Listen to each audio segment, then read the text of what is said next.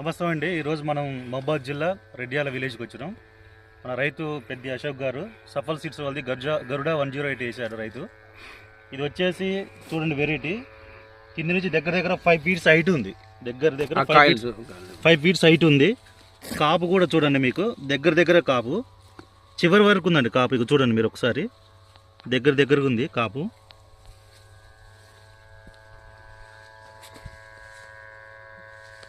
చూడండి హైట్ చూడండి, చెట్టు మొక్క ఒక హైట్ చూడండి ఎంత ఉందో. దగ్గర కాపు, కాయ కూడా క్వాలిటీ కావాలి. కాయ డిలక్స్ రేట్ పోతుంది.